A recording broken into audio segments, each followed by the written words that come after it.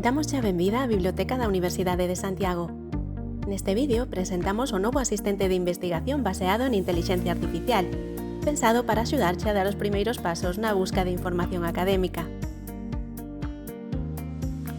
Acceder é moi sinxelo. Poderás facelo na páxina principal de Jacobus, iniciando sesión.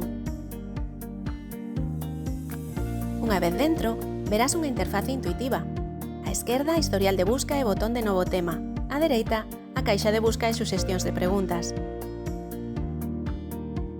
O asistente elabora respostas ás túas preguntas a partir de publicacións científicas a texto completo dispoñibles nunha ampla base de datos, o Índice Central de Descubrimento ou ICD. Non fai unha busca en toda a internet, o que garante un maior rigor que a outras ferramentas de intelixencia artificial, pero lembra que tampouco é unha busca no catálogo Jacobus, senón nunha colección de recursos científicos complementaria. Para empregar o asistente, escribe unha pregunta clara e precisa usando palabras clave.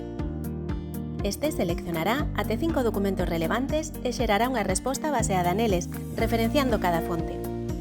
Podes acceder aos detalles de cada documento, ver o rexistro no catálogo e comprobar as opcións para consultar o texto completo. En caso de que non teñamos acceso ao texto completo, poderás empregar o servizo de préstamo interbibliotecario para solicitalo a outras bibliotecas. Podes refinar a busca mediante os filtros tipo de documento, data e dispoñible en liña.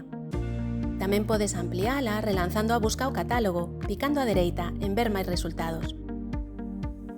O asistente xerará unha ecuación de busca no ICD o máis ampla posible basándose na túa pregunta, polo que seguramente recuperarás moitos resultados. Podes acotar a busca modificando a ecuación e empregando os filtros do catálogo situados á esquerda.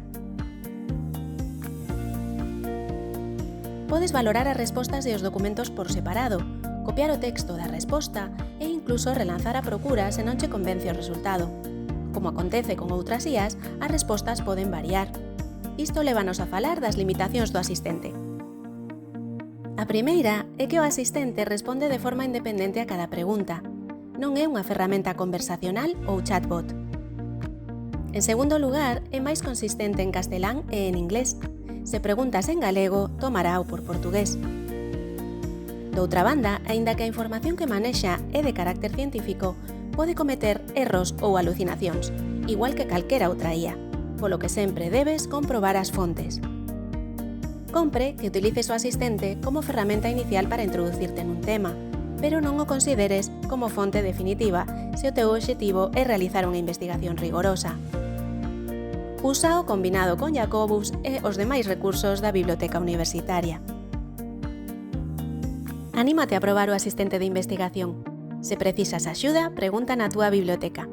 Ademais, deixamos unha guía en Rebusca á túa disposición. Grazas!